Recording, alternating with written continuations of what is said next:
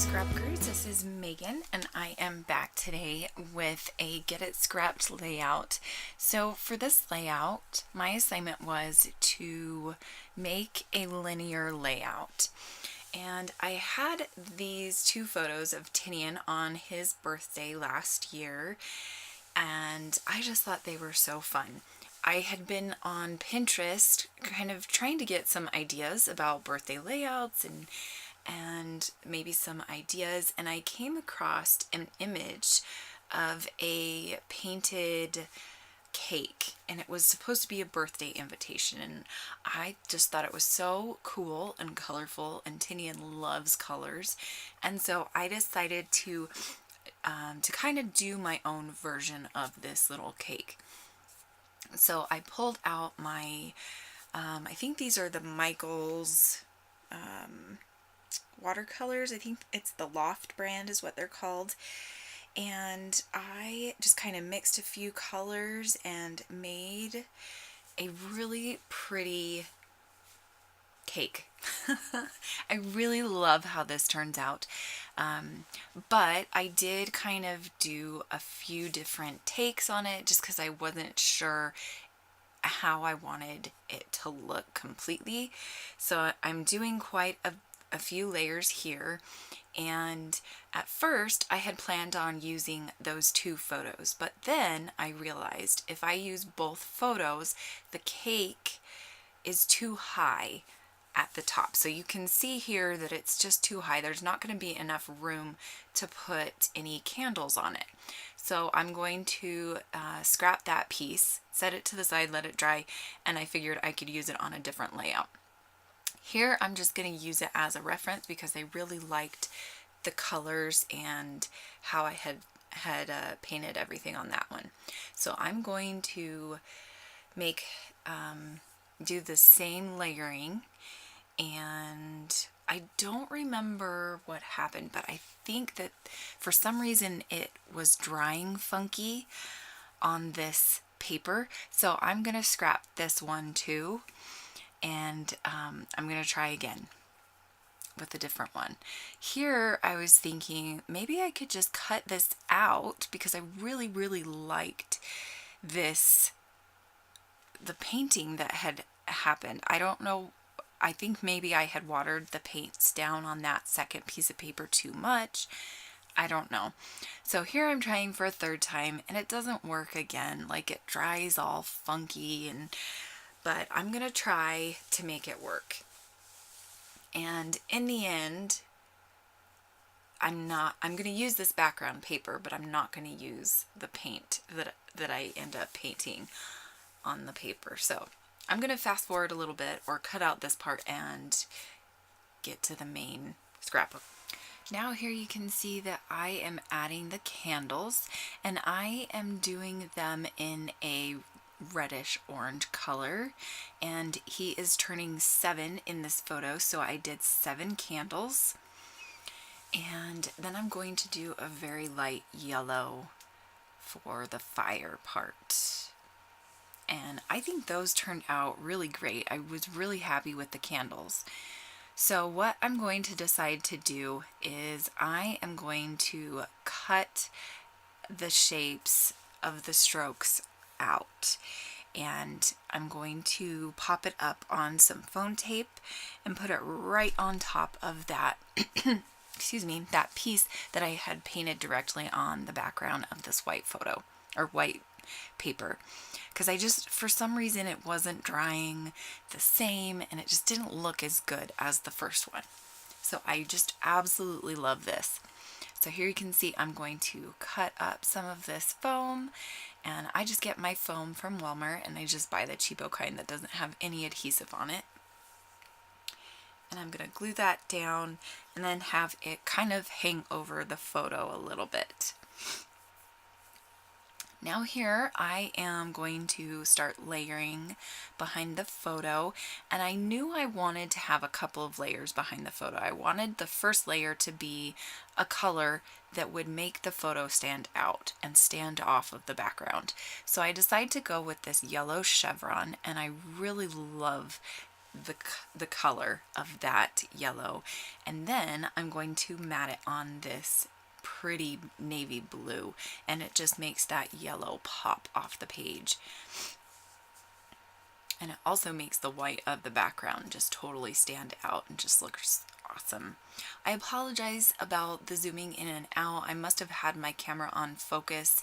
Usually I leave it on manual focus because it doesn't do the zooming in and out. So I apologize that I had the focus on.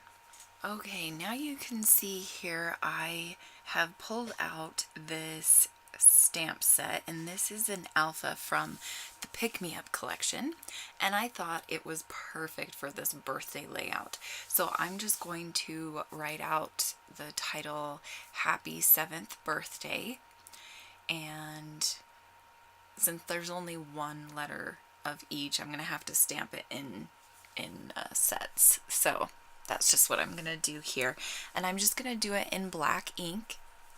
Keep it simple. Sorry about my head there. And this is going to take a little bit of time, so I am going to fast forward and cut through this as well, and we'll get back to the scrapbooking fun part. Okay, now I have come back, and I am going to decide that there's just not enough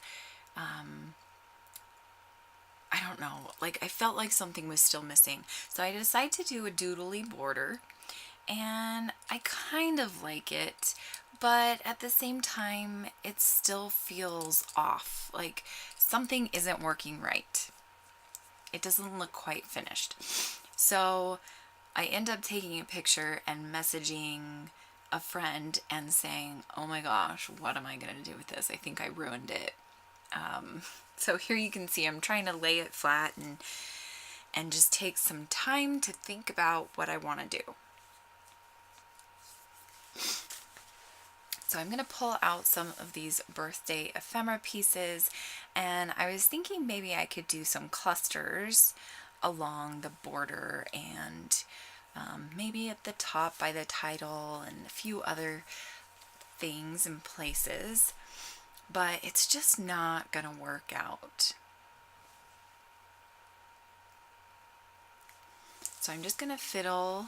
I do actually like having that chipboard piece there. I don't remember what it says, and I can't really read it because the image that I see is a lot smaller.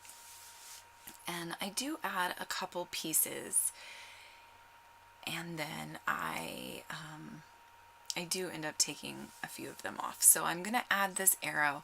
I really just don't like the arrow in the end, so I am going to take that off in a bit. But here I'm gonna glue down this chipboard piece, and I'm really liking this and the direction that this is going. So I said goodbye. I thought that was the end. Then I texted my friend and I was like, I just really don't think that this layout is done. And she said, you should put pattern paper on the border. And I was like, oh my gosh, I have like a million border scraps, so I'm going to use those along the edge. So here you can see I am just cutting strips and putting them around the border, and then I'm gonna come back, or I'm gonna go away, and I'm gonna sew along the border, and I'm going to come back and kind of show you what that looks like once I'm done putting the border around the whole layout. Okay, now you can see here that I am all done with the stitching, and I kind of showed you that I did a little bit of zigzag stitching along just with a regular line. Then I also went to my silhouette and I cut out a few different balloon cut files, and I thought that that would just add some nice texture to the background. Here I am taking a photo to kind of show some friends and be like, okay, which way do you like it? Without the balloons or with the balloons? So I decide to go with the balloons on the in the background behind the photo. So here you can see I'm just gonna cut these balloons, and and make sure that you can see more of them behind the photo and the cake. And I think I'm going to do a little bit of mixed media to kind of make the balloons stand out a little bit. I apologize if you can hear Max snoring. He is laying next to me and it is almost 12:30, so apparently he is super duper tired.